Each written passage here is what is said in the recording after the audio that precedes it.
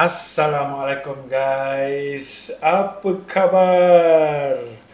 Okey, inilah pair yang dinanti-nanti. Nampak senyamuk. Inilah pair yang dinanti-nantikan oleh semua trader-trader yang hebat-hebat di dunia, di Malaysia. Okey, tak apa. Saya hanya sekadar berkongsi apa yang saya nampak. Alright, saya hanya berkongsi saja. Kalau silap, saya minta maaf sebab saya pun manusia biasa. Kalau jadi, Alhamdulillah. Tapi at least, dengar betul-betul. At least, dia sedikit sebanyak dia boleh memberi idea kepada anda semua di manakah ataupun ke manakah pergerakan gold yang kita jangkakan pada minggu hadapan. Alright? Okay, so tanpa membuang masa, jom. Saya nak buat video ni short saja sebab memang dah haus sangat-sangat dah ni. Tunggu masa nak berbuka saja. Gitu. Okey, hari ni 17 hari bulan Mac 2024, hari Ahad. Okey.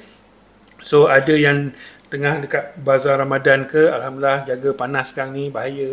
Gitu. Okey, sekarang jika dilihat pada pergerakan gold, saya nak tukar kepada daily dulu. Gitu. Ini saya ada buat lukis-lukis hari tu lah untuk sahabat-sahabat. Okay. So jika dilihat daripada pergerakan gold seperti yang saya tak tahulah saya ada jangkakan sebelum ni ataupun tidak ke, saya hanya menjangkakan dia membuat kenaikan dahulu dan barulah membuat penurunan ke bawah, ataupun dia terus break. Ingat tak saya cerita hari tu? Dan dia terus break dan seterusnya dia akan menuju ke next level di bawah kalau kita lihat dari sudut storyline. Betul tak? Okay. So nampaknya seperti gold akan membuat penurunan ke bawah. Begini. Ini apa yang saya nampak. Saya hanya menunggu level ini dipecahkan oleh gold minggu hadapan dan barulah kita akan mencari peluang untuk masuk sell. Begitu. Sebab apa? Sebab bila dia break, dia akan pull back. Saya akan menjangkakan dia boleh turun ke level yang seterusnya. Okay? Tapi jika dia respect level ini, dia touch, dia naik, dia touch, dia naik, mungkin dia touch lagi sekali dan barulah dia naik lagi sekali. So bila dia naik ni sampai level mana dia boleh pergi. Okay, so inilah yang menjadi persoalan di mana ia boleh pergi. So kalau kita lihat dari sudut storyline, kita tukar kepada line chart, dia punya next level yang seterusnya, jika dia respect level ni, dengar betul-betul, jika dia respect level yang ini, bermaksud the next level dia yang boleh pergi adalah di sini. Ini next level dia. Sebab ini yang memulakan penurunan kuat ke bawah. Okay. Ini nak kata SNL terbaik? Tidak. Sebab dia bukan huruf tajam. Bukan huruf E yang tajam. Yang ini tajam. So ini adalah first left dia. Bermaksud kalau ada kenaikan, mungkin dia naik sampai sini. Kalau dia respect lagi sekali dan dia reject pula, mungkinlah baru dia pergi ke sini. Faham gitu. So kalau dia respect, dia reject, mungkin dia pergi the next level. Mungkin level ini akan di break. So tak tahulah kalau dia main dino sampai tahun depan, saya tak tahulah pula. Betul tak? Tapi kalau itu sentimental market dia nak bergerak begitu, dan saya pun tak boleh nak tolong juga. Betul tak? Kan? Alright. Tapi jika dilihat daripada pergerakan, sepertinya dia akan membuat begitu. Gitu. Kalau kata dia respect yang ini, bermaksud dia akan turun bawah lagi sekali. Alright. Kalau kita tengok daripada sudut daily pun, ini adalah level dia. Nampak? Ini adalah level dia.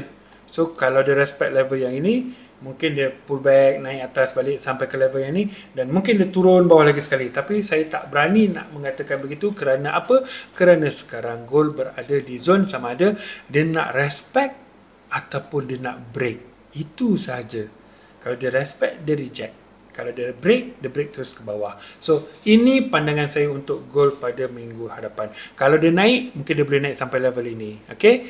Dia naik sampai level ini. Sebab ini adalah dia punya destinasi dia. Kalau dia tak respect dan dia terus break, bermaksud dia akan naik ke atas dan ke atas lagi. Faham Mungkin dia naik sampai level 2200, saya tak sure. Saya tak berani nak cakap pun. Sebab kalau nak dilihat, dia perlu, dengar betul-betul, dia perlu membuat pergerakan.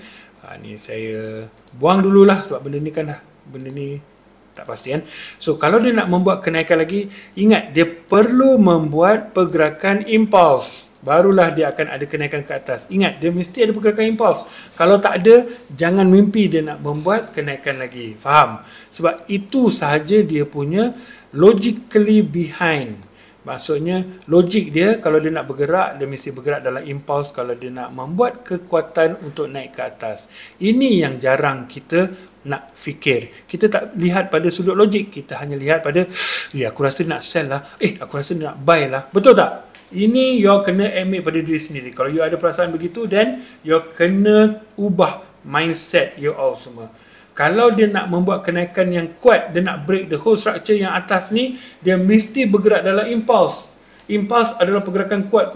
Impuls, takkan saya nak ajar lagi sekali. Impuls. Cukuplah. Kan? Ini sekadar analisa saja. Alright? So, kalau saya nak kata impuls, saya tak nampak impuls lagi. So, bermaksud saya menjangkakan akan ada penurunan. Saya menjangkakan akan ada break lagi kat sini, pull back dan seterusnya turun ke bawah. Ini yang saya jangkakan untuk minggu hadapan. Tapi kalau dia naik balik, bermaksud dia akan pergi kepada level yang sini.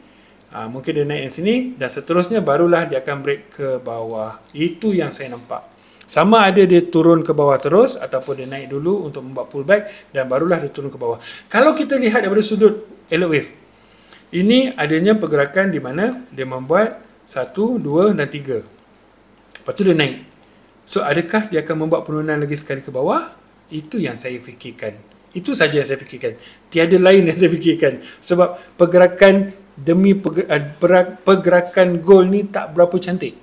Begitu. So apa yang saya boleh katakan, dia ada possibility dia akan membuat penurunan. Itu saja yang saya nampak. Alright? Okay. So untuk gold saya pun bias juga sell. Saya mencari peluang untuk sell.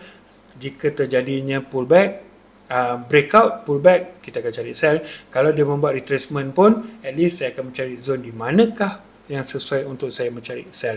Ingat, setiap entry, setiap zone pastikan ada confirmation dulu, baru entry. Jangan terus masuk saja. Itu bahaya. Okay? Sebab saya gunakan dua cara. Sama ada saya masuk terus ataupun saya masuk confirmation. Bila ada confirmation baru saya masuk entry. Percayalah cakap saya. Yang saya gunakan masuk terus ni selalunya mesti kena cut loss.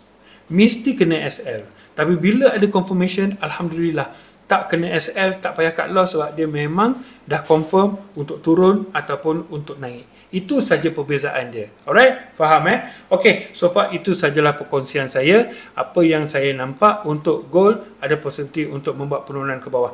Katakanlah kita ambil ini sebenarnya adalah wave A, B dan C. Katalah worst case scenario lah. Ini A, B, C rupanya. So bila dia nak naik, saya akan tarik Fibo begini. So level yang saya akan tandakan adalah di 1236. So 0786 ni saya takkan pakai dah. 1 saya akan tandakan di sini. 1236 saya akan tandakan di sini. Mana tadi 1236? Ini. Dan 1618 saya akan naik sampai ke atas sini. Faham tak? Tapi kalau dia naik sampai atas ni bermaksud tak kata jadilah begitu. Sebab apa? Sebab kalau nak ni break ni, dia terus fly je, tak cerita banyak, betul tak? So saya takkan buang masa untuk mencari zone yang ini. Faham tak? Alright.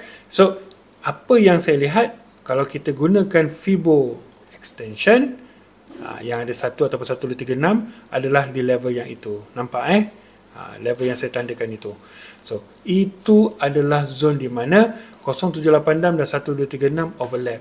1236 bermaksud dia punya Fibo extension, 0.786 bermaksud Fibo retracement. Okay? Di mana saya tarik dari sini sampai ke level ini sampai 0786 ni.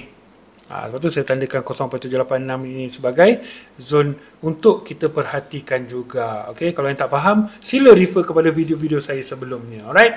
So katalah ini ABC, bermaksud seterusnya dia akan membuat apa?